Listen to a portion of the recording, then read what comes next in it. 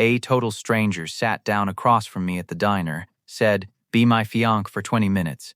I'll explain everything," and I almost laughed her off. Then she put a photograph on the table between us and said, "Before you say no, look." So I looked, and I stopped breathing, because it was a photo from years ago, at a place I remembered. On a day I remembered, and standing in the background, a stranger to everyone in the picture, was me. She'd been carrying a photo of a moment we were both in, years before we ever spoke. Let me back up, because a moment like that doesn't mean anything until you understand the kind of man it happened to, and why a photograph could take the legs out from under me the way that one did. I'm Jesse Cole. I'm 36, and I'm a photographer weddings, mostly some portraits. The occasional newspaper assignment when the paper still had money for freelancers. I've spent my whole adult life behind a camera. And there's a thing about that life nobody tells you when you start. You become a professional witness to other people's biggest moments. I've photographed 100 first kisses, and I've never had one worth photographing.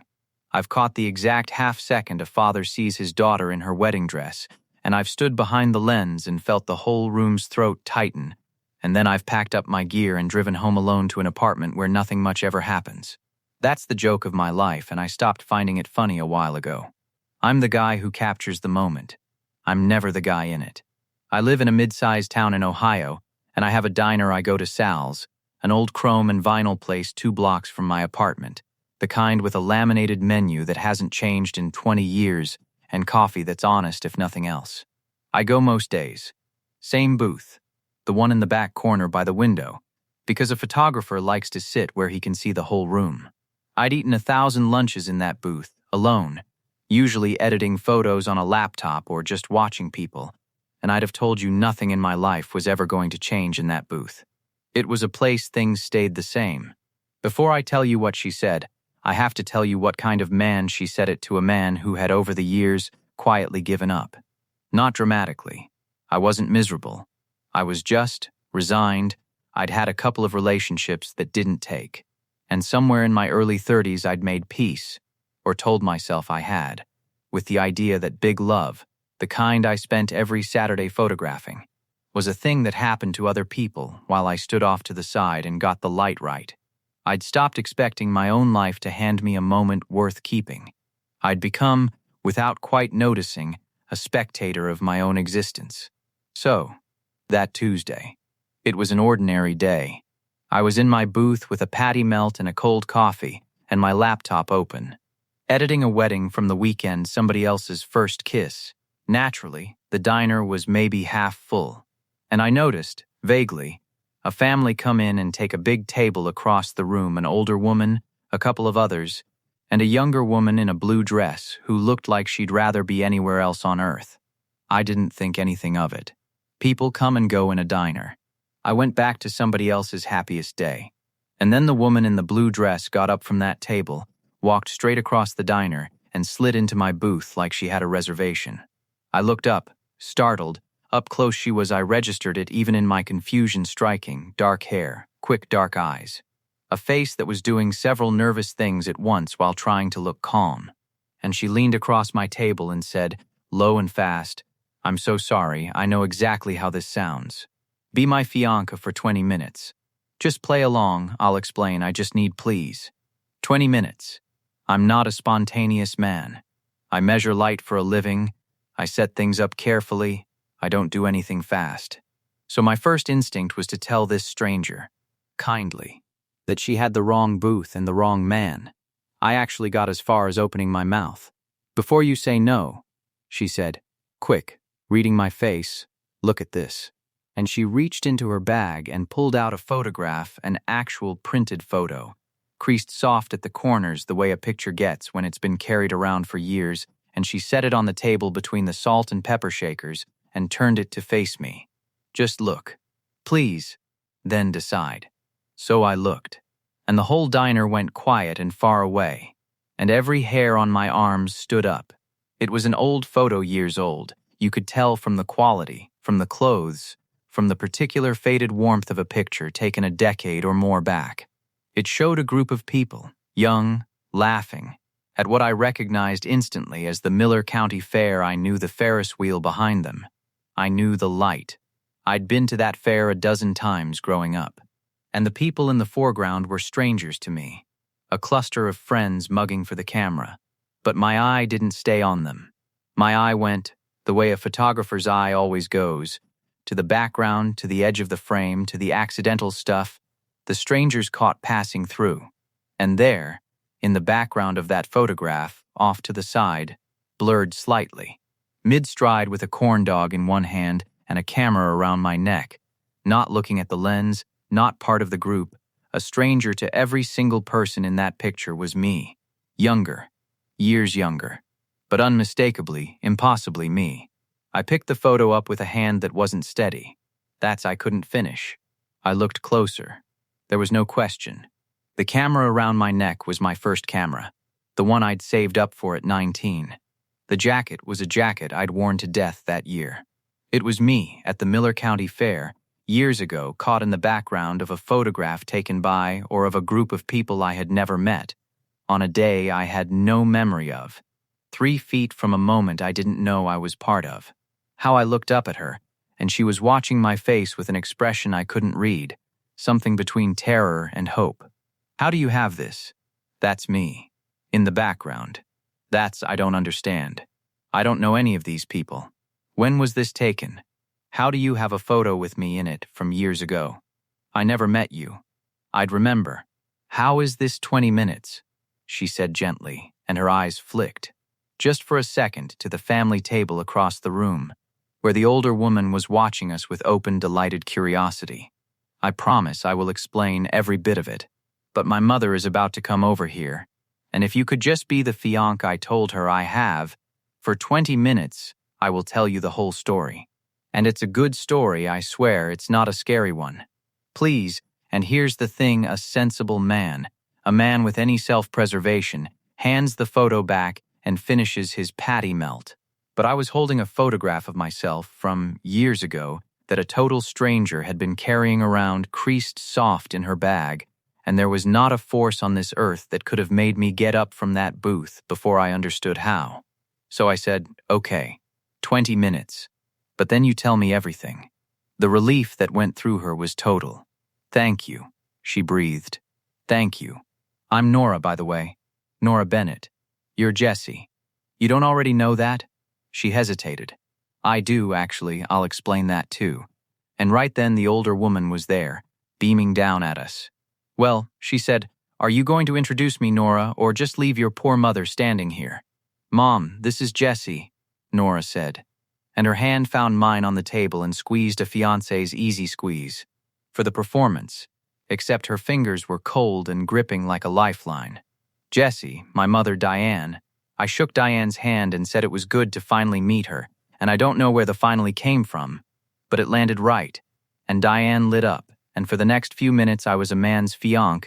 I answered questions about how we met, how long we'd been together, whether I was treating her girl right.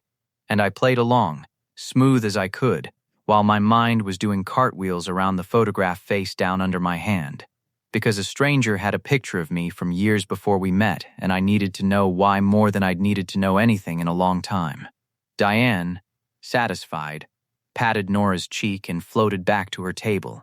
And then it was just the two of us again, and I turned the photo back over and said, okay, 20 minutes started.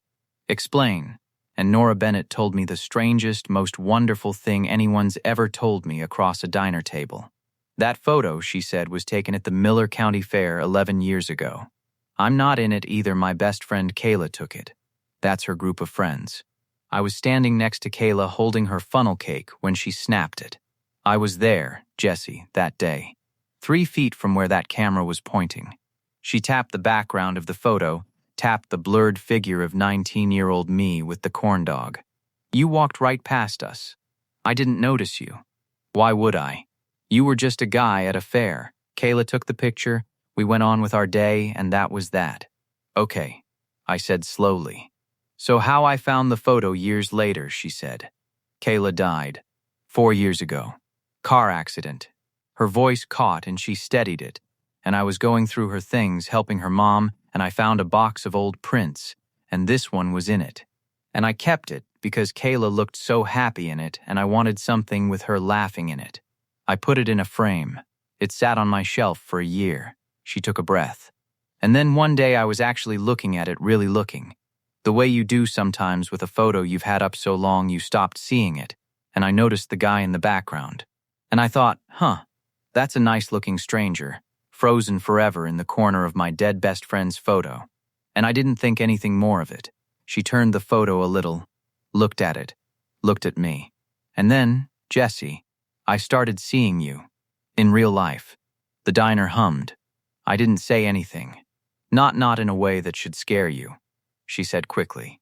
I mean, I started noticing you out in the world because your face was already in my head from the photo. About 3 years ago, I was at a coffee shop across town, and a man walked in, and something in me went, I know that face. And it took me a full minute to place it was you. The guy from the fair photo, older, but you. I almost said something. I didn't. What would I even say?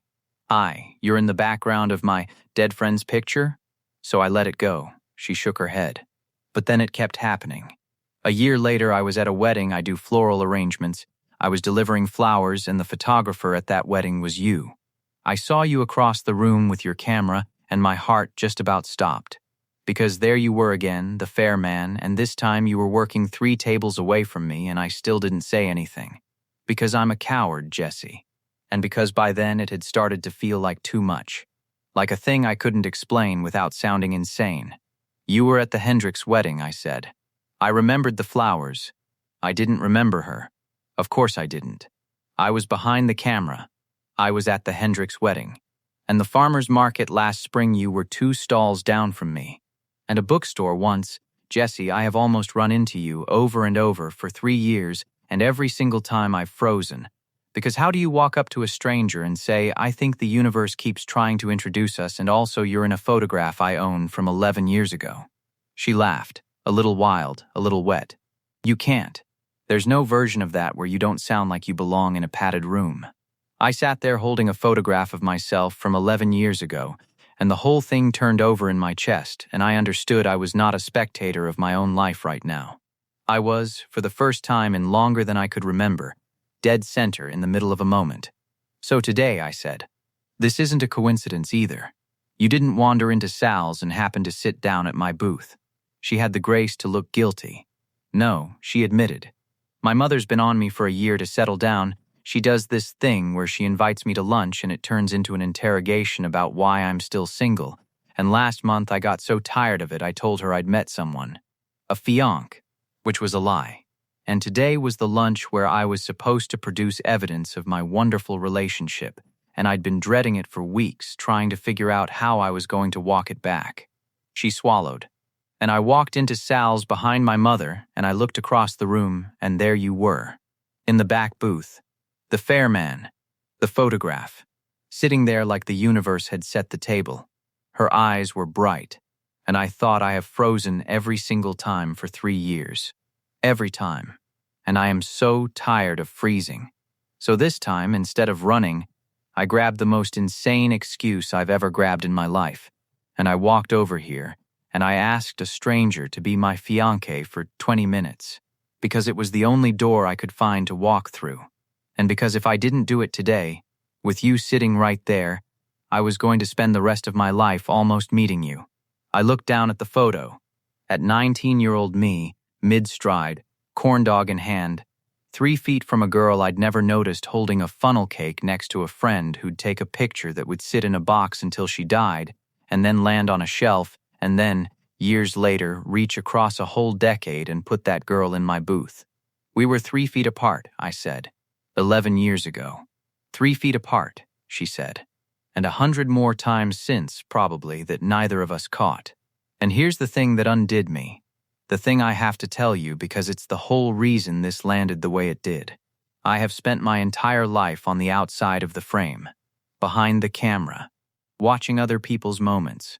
A professional witness to every kind of love except my own. And a woman had just slid a photograph across a diner table that proved I had been inside a moment all along, that 11 years ago, at a county fair, I hadn't been the guy behind the camera, I'd been the guy in the picture. In the background of a life that had been quietly circling toward mine for over a decade. I just never knew to look.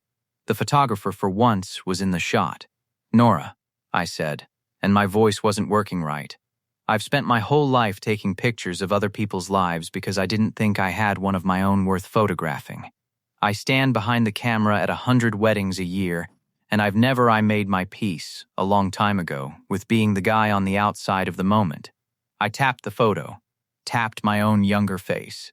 "And you're telling me I've been in the moment this whole time? 11 years. In the background, waiting to be noticed." She reached across the table, hesitant, and put her hand over mine really this time. "Not for the performance. You were never a stranger to me, Jessie," she said softly. "You've been on my shelf for 4 years, in the corner of the happiest picture I own. I just had to be brave enough to walk across a diner and tell you." The 20 minutes were almost up. I knew it because across the room, Diane and the family were gathering their things, standing up, getting ready to leave, and the deal, the excuse, the whole reason Nora had a right to be sitting in my booth, was about to walk out the door with them. I felt it, the clock running out, the moment about to end the way all the other moments had ended, with one of us freezing. Nora felt it too. She glanced at her family standing, and something crossed her face, the old fear, the flinch. "They're leaving," she said quietly. "So that's 20 minutes. That's the deal. I ambushed you. I dumped 11 years of insanity on you over a patty melt." She started to slide the photograph back toward herself, started to gather her nerve to stand up and rejoin her family and let the moment close. "You don't owe me anything past this, Jessie. I want you to know that. I'm not trying to trap you into Nora." She stopped. Here it was, the whole thing coming down to the next few seconds. The way it had come down to the last few seconds 100 times before, at the coffee shop and the wedding and the farmer's market and the bookstore, and every single time one of us had frozen and let the moment slide past. And I am a man who has spent his life watching moments slide past. I have made an entire career out of it. And I was not this time. Not with a photograph of myself from 11 years ago sitting on the table, and the woman who'd carried it looking at me like she was already bracing to lose me again. I was not going to let this one slide. "Don't go back to their table," I said. "Or go say goodbye to your mom, but then come back. Because in 11 years we have apparently almost met about 100 times, and every single time one of us has been too scared to say anything, and I have spent my whole life on the outside of moments like this one, and I am done doing that. I don't want to be your fiancé for 20 minutes. I laughed. At how big it was, at how insane, at how right. I want to actually meet you.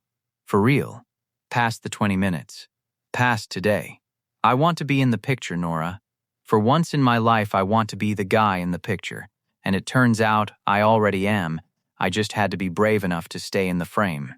Her eyes filled all the way, and she pressed her free hand to her mouth, and she said, "I have wanted to meet you for 3 years, and I've frozen every single time."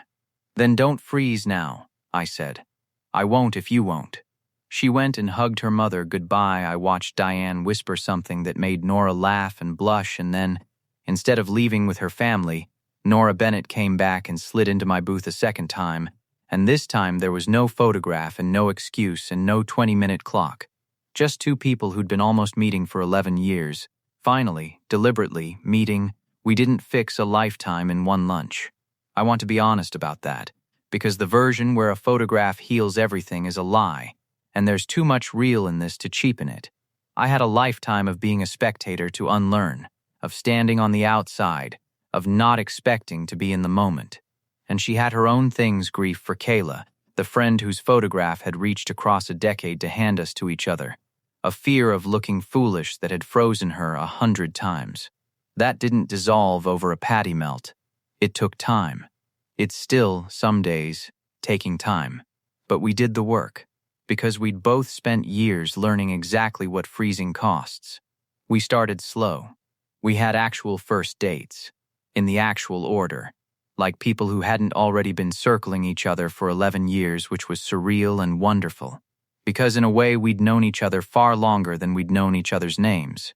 She framed the fair photo again, but this time she had it printed bigger, and she circled 2 things in it in soft pencil, 19-year-old me in the background, and, off to the other edge where you could just see her, A sliver of 19-year-old her, holding a funnel cake, standing next to Kayla. Both of us 3 feet apart and 11 years from knowing it. It hangs in our hallway now. People ask about it and we tell them the story and nobody believes it, and I don't blame them. Because I was there and I can barely believe it. We married 2 years after that lunch. I hired another photographer. Obviously, I wasn't going to spend my own wedding behind a camera, not after everything. Not after I finally learned how to be in the picture. And Kayla's mother came and cried and told Nora that Kayla would have loved this, would have taken full credit for it, would have said I introduced you to, technically, you're welcome. And she was right. In a way, a girl who died 4 years before I ever met my wife is the reason I met my wife at all. She raised a camera at a county fair 11 years ago and caught a stranger in the background. And that one careless click sat in a box and then on a shelf until it was ready to change 2 lives. A stranger slid into my booth and asked me to be her fiancé for 20 minutes. And then she handed me a photograph I was in taken years before we ever spoke, at a fair where we stood 3 feet apart and never knew it. It turned out she hadn't found me by accident that day. She'd been almost finding me for 11 years, and she was finally brave enough to walk across a diner and stop almost. The best thing I ever did in my life was not let those 20 minutes end. And the strangest, best lesson I ever learned is that I was never really on the outside of the moment at all. I'd been in the frame the whole time, in the background of a life quietly circling toward mine, just waiting for someone brave enough to point at the corner of an old photograph and say, "Look, that's you."